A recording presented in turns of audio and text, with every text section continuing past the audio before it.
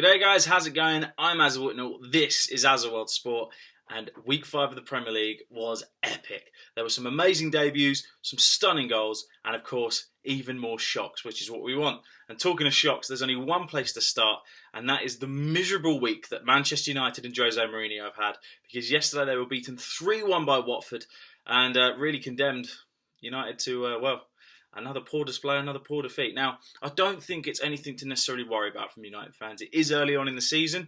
I suppose an optimistic way of looking at it is that you've had your first home defeat, you've had your first away defeat, and you've had your first cup defeat. So now that you've got them out of the way, you don't have to worry about the pressures of when they're going to lose for the first time. You can just crack on now. That's the most optimistic way of looking at it.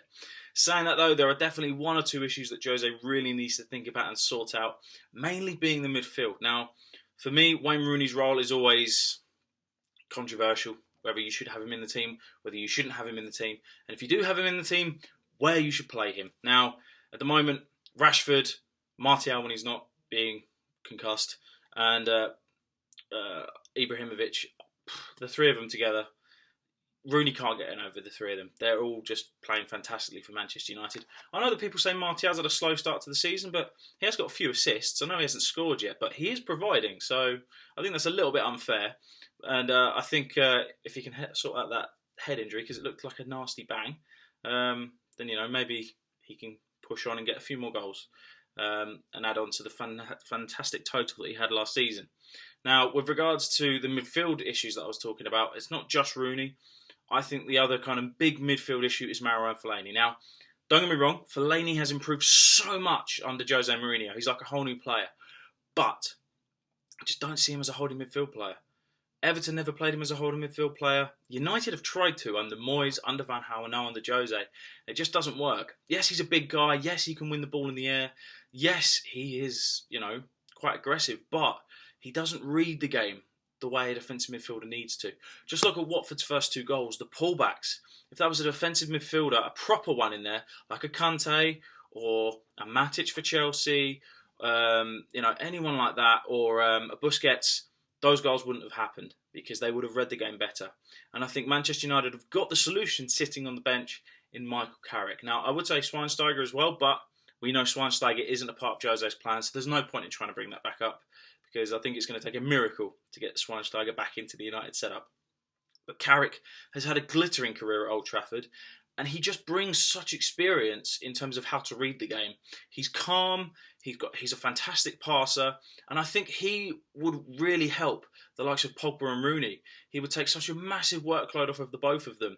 If he could hold, you could have Pogba and Rooney. You could pretty much give both of them 3 roles, and you could literally almost have, Pogba, Rooney, Martial, Ibrahimovic and Rashford just running free and almost have like a 5 and a 5 in terms of how it works. And I think he really would do well in that kind of role for Manchester United, because he has done under Fergie in the past. So I think that's the potential solution for Manchester United. But yeah, there's certainly a few things that Jose needs to think about moving forward. With regards to Watford, I mean, as much as Man United have got a few problems this week, Watford were phenomenal. And I think it's such an incredible way Watford work as a club, because obviously they've brought in so many players from so many different nationalities and they throw them in the deep end straight away, but they just seem to gel so well. There's definitely something in the water at Watford, but I can see Watford having a really strong season this season, and if they carry on the way they're going, I mean, Etienne Capoue, the form that guy's in is unbelievable, and all it took was a slight change in position, and at the moment, as well as Tottenham are playing, they must be thinking, who the hell is this player? He didn't play for us. What's going on? So, it's testament to Watford that they're able to bring the best out of these players who haven't done so well at other clubs in the past. And I can see Watford finishing in the top half of the Premier League this season if they keep up the performances that they're putting in so far. So, great result for Watford, and congratulations. The other big game of the weekend saw Chelsea host Liverpool, and we saw Liverpool run out 2-1 winners. Jordan Henderson with an absolute screamer to win the game. But, it was Liverpool deserved the win. And as great it is that Henderson scored that goal, it was a rare one. Hopefully under Klopp, we're going to see him score more, because I think that's the one thing he really needs to add to his game to take him to that next level of performance and potentially put him up there as one of the better midfielders in the whole world. Because at the moment, I think he's a good level Premier League player, but on the international scale, I don't feel like we've seen the same thing. So maybe under Klopp, where he's improving Lallana, hopefully he can have the same effect on Henderson. And if that goal is anything to go by, fingers crossed we're going to see more things like that from him. But I think the reason Chelsea lost the game, not only they had an off night, they were pretty poor in their passing, but also their mentality going into the game. They seemed to be so focused on how to stop Liverpool, they weren't really focused on what they were going to do when they got the ball. And I think you could see that in the way in which they played. And it was certainly something that other pundits suggested at. But you could just see it watching the game. They had so many men behind the ball. And when it came to the counter-attacks, they just didn't know what to do. And they were really, really sloppy because of it. So, all right, minor blip. Conte said his first defeat. It's something to push on from here on for Chelsea. But Liverpool are my dark horses for the Premier League title because of the amazing start they've had to the season. So certainly a team to watch. We saw Arsenal run out 4-1 winners at Hull. Obviously, a good result for Arsenal. Everything seems to slowly be getting back to normal there. We've had our usual first few week Wenger blips and everyone saying, should he be in, should he be out? Now Arsenal winning again and, winning in style. And Alexis Sanchez again showing why he is Arsenal's best player. He's just phenomenal. And when you look at the amount they paid for him compared to the amount other clubs have paid for other players in the Premier League, he's an absolute bargain. And I just love to watch him play. So Arsenal got such an amazing player in him. But I think the major talking point from that game was Granit Xhaka's first goal for Arsenal because it was an early season contender for goal of the season. And it was absolutely stunning. 35 yards out, smashed it in the top corner. And certainly one to enjoy. Great result for Arsenal. We saw Pep Guardiola's Manchester City hammer Bournemouth, really. It was 4-0. And, the performances of Kevin De Bruyne just get more and more ridiculous each week. I mean, his free kick was just genius. And the assists and just his whole round game. I mean, if he keeps going on this way under Pep, then in a couple of years' time, I can see him winning the Ballon d'Or. It is embarrassing for Chelsea and it's embarrassing for Jose that they didn't see this in him when you look at how good he is. But, Manchester City, you guys must be so excited. Because especially with Aguero coming back into the team, it's just a partnership made in heaven, really, and very exciting for you moving forward this season to see just how much De Bruyne is going to do. So, good times for City. Another major shock from the weekend, we saw West Brom beat West Ham. And, this is not the start West Ham were hoping for. With the new stadium, they wanted European football. They tried to buy in marquee signings, and it just hasn't happened. And I think it's definitely had an effect on the players. Well, everyone except Payet and Antonio, because those two seem to be trying to do everything themselves at the moment. But, I think West Ham just need to shake it off, say, we've had a bad start. We just need to focus on the rest of the season. Start again. You're finally in the stadium. There's a few issues going on, but the performances just seem so flat. And, we've never seen West Brom really run riot on a team like they did West Ham at the weekend. So, I think there's definitely a few things that need to be addressed, but West Brom, on the other hand, what a game. Nacer Chadli on his debut, scoring twice, getting a couple of assists as well. Perfect start for him. Good result for Tony Pulis as well, because so many people slate the way that he plays football, but West Brom played some fantastic football at the weekend. And, it's great to see Pulis actually have some heat taken off of him from a performance like that. So if West Brom can keep scoring goals, I don't see there being anywhere near as much pressure as what there currently is. Because I think it was their first home win since they beat Manchester United 1-0 last season. I think it was March time. So, it's been a while. And, if they can carry on their home form like this and make the Hawthorns a bit of a fortress, then I see them having a solid season. So, great result for West Brom in that sense. We saw Leicester run out 3-0 winners over Burnley and Slimani scoring 2 goals on his debut. Obviously, Leicester's record signing, I think it was 28 million. Great start for him, and it just adds another exciting talent into Leicester's squad. And I think now that they've had a few hiccups, now their season's really starting to get going with the Champions League and the Premier League. Mahrez seems to have all of a sudden woken up in the last couple of games. Vardy still looks as dangerous as ever. You've got the likes of Musa, who can come into the team at any time. You've now got Slimani, and I think this is where Leicester's season really starts. So, I cannot wait to see what happens in midweek when they play Chelsea in the League Cup and then when they play Manchester United next week. So, don't rule out the champions just yet. We saw Everton beat Middlesbrough 3-1. Obviously, a bit of controversy around Negredo's goal. I mean, it's a bit of a weird one. In today's world, that shouldn't have been a goal. 30 years ago, then yeah, it was perfectly fine. The goalkeeper did need to be stronger, in my opinion. Oh man, it's a tough one. I don't know whether I think it should or shouldn't be.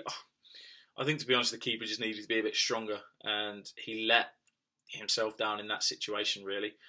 But at the end of the day, Everton run out winners, so I'm pretty sure most people have forgotten it already. But Everton, again, they're dark horses for the top four. Really going to push this season under Koeman. You can see he just plays fantastic football, and you can see why he's linked with the Arsenal job when Wenger retires, and why he's linked with Barcelona to become their next manager, because his teams play very, very sexy football. And that second goal from Seamus Coleman was beautiful. But the main person I want to talk about at Everton is Gareth Barry, because he made his 600th Premier League appearance at the weekend.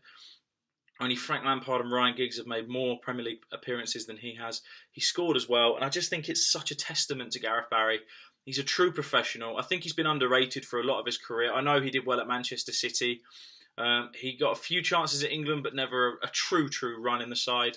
And I always think he's been a great player, and I think it's great that he got a moment to really savour at the weekend, and people really hyped up his ability, because he's just been amazing for the Premier League. So congratulations to Gareth Barry.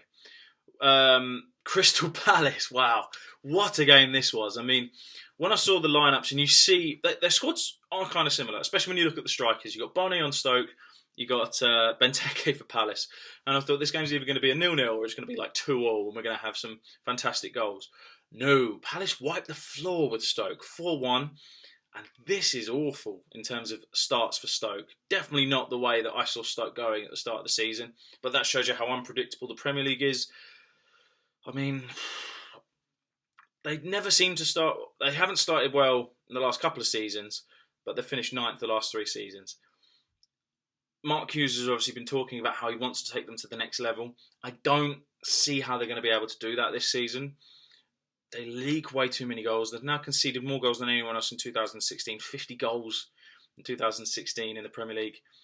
Not a great record to have. So they definitely need to sort out the defence, because even though the defence looks solid on paper, there's certainly some issues there that need to be addressed. And they definitely miss Jack Butland. So I think the quicker they can get him back, the better chance they have of turning this situation around. But as for Palace, Pardew, what pressure. I mean, you can just see he isn't feeling any of it that there was only 2 weeks ago now. It's amazing how 2 weeks can change everything for you in football. I'm saying it can happen in a few days as well, but you got Benteke playing well. I mean, Andros Townsend has made the perfect start to life at Palace. I think since he went to Newcastle and moved away from Spurs, he's really started to blossom, and we're really starting to see his true ability. And that first goal that he scored for Palace was absolutely beautiful. And him and Zaha really starting to create trouble down those wings. And it was just a great overall performance from Crystal Palace. So I'm really excited to see what Palace can do over the course of the season now that they've got in some of these players that they really wanted. And they've splashed a bit of cash, which is what they were desperate for. We saw Tottenham win 1-0 over Sunderland at White Hart Lane in a game that Jordan Pickford, it was the game of his life. It could have been 7 on another day. He was absolutely phenomenal. Finally, Harry Kane did break the deadlock for Tottenham. It was a good performance from Spurs. It was what you expected from Sunderland.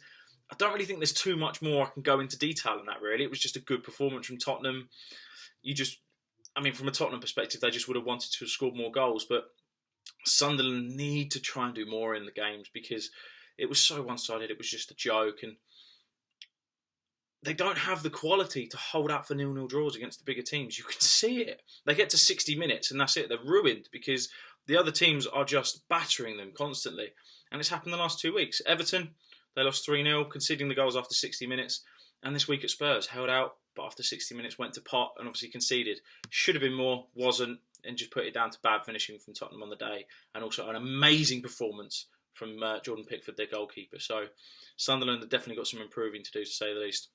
And then finally, we saw Southampton beat Swansea 1-0 at St Mary's, and Southampton's season has definitely kicked off after that win at Sparta Prague. And it's great to see Charlie Austin scoring in the Premier League again. Looks like that midweek performance really did him some confidence. And obviously, getting on the score sheet this weekend, he's carrying on that run now. 3 goals in 2 games. Let's see where Southampton can go now that they've finally got their season up and running in the Premier League in terms of wins and finally scoring some goals. So yeah, that pretty much sums up the weekend in terms of week 5 of the Premier League. As I said, lots of shocks, thrills, great goals. What were your major talking points from the weekend? What do you make of my points about Manchester United and Jose Mourinho? Do you feel that there is something to worry about at Old Trafford? Do you think it's just a blip? Where do you think Kevin De Bruyne is going to be in a couple of years' time if he carries on this form? Is he going to be up there with the likes of Neymar and Gareth Bale, obviously when Ronaldo and Messi retire, for example? So comment below, let me know. As always, I'm Aza Whitnall. You're watching Azawell TV. I will be back soon for more wildlife, adventure and sports videos. Please subscribe to the channel and I will see you guys again soon.